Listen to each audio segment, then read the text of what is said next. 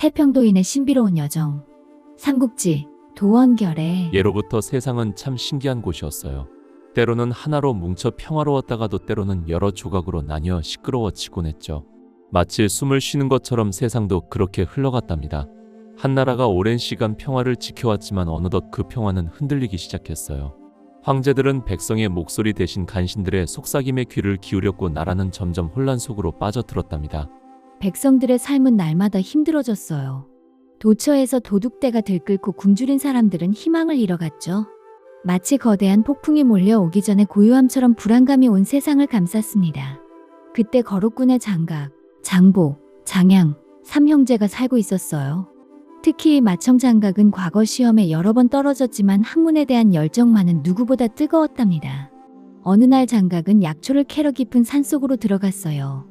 숲은 고요했고 새소리만이 간간히 들려왔죠. 그는 발걸음을 조심하며 약초를 찾고 또 찾았습니다. 그때였어요. 푸른 눈을 가진 신비로운 노인이 명아주 지팡이를 짚고 그의 앞에 나타났습니다. 노인의 얼굴은 애태어 보였지만 눈빛은 깊은 지혜를 담고 있었죠. 노인은 장각을 조용히 불렀어요. 그리고 노인은 그를 이끌고 깊은 산속에 숨겨진 비밀스러운 동굴로 향했습니다. 동굴 입구는 덩굴로 가려져 있어 쉽게 찾을 수 없었죠. 동굴 안은 어두웠지만 노인의 지팡이 끝에서 빛이 뿜어져 나왔어요. 그 빛을 따라 들어가자 신비로운 기운이 감도는 공간이 나타났습니다.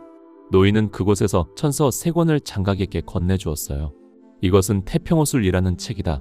너는 이 책을 잘 익혀 하늘을 대신하여 돌을 펴고 온 백성을 구제하라. 만약 딴 마음을 품으면 반드시 천벌을 받을 것이다. 노인의 엄숙한 목소리가 동굴 안에 울려 퍼졌습니다. 장각은 고개를 끄덕이며 백성을 구하겠다는 굳은 다짐을 했습니다. 이제 그의 새로운 여정이 시작될 참이었죠. 그 후 장각은 밤낮을 가리지 않고 이 책을 익혔어요. 그는 책 속에 담긴 지혜를 하나하나 깨우쳐 나갔죠. 마침내 자유로이 비바람을 부를 수 있게 되자 스스로 태평도인이라 칭하며 백성들에게 희망을 전하기 시작했습니다. 중평 원년 정월 온 세상에 무서운 전염병이 돌기 시작했어요. 많은 사람이 병에 걸려 고통받았고 마을마다 슬픔이 가득했죠. 이때 장각은 부적과 약수를 널리 베풀어 아픈 사람들을 고쳐주었습니다. 사람들은 그를 대열량사라고 부르며 따랐답니다. 어느 날부터 나라가 점점 힘을 잃고 백성들은 힘들어지기 시작했죠. 이때 장각이라는 사람이 나타나 노란 두건을 쓴 사람들을 모아 반란을 일으켰어요. 사람들은 그들을 황건적이라고 불렀답니다. 황건적들은 마을을 휩쓸고 다니며 사람들을 괴롭혔어요. 집을 잃고 슬퍼하는 사람들, 배고픔에 지친 아이들. 온 나라가 슬픔과 혼란에 빠졌답니다. 백성들은 과연 누가 이 혼란을 잠재워줄 영웅이 나타날까 기다리고 있었어요. 그때 작은 마을에 유비라는 청년이 살고 있었어요. 그는 비록 높은 벼슬은 없었지만 마음이 따뜻하고 늘 남을 돕고 싶어하는 착한 사람이었죠. 그는 돗자리를 팔며 소박하게 살았지만 나라를 걱정하는 마음만은 누구보다 컸답니다.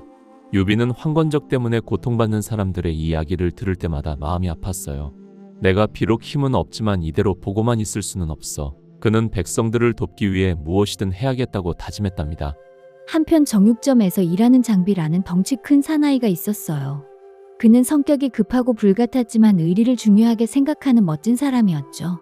그는 황건적의 만행에 분노하며 주먹을 불끈 쥐었어요. 이 못된 황건적 놈들, 내가 가만두지 않을 테다.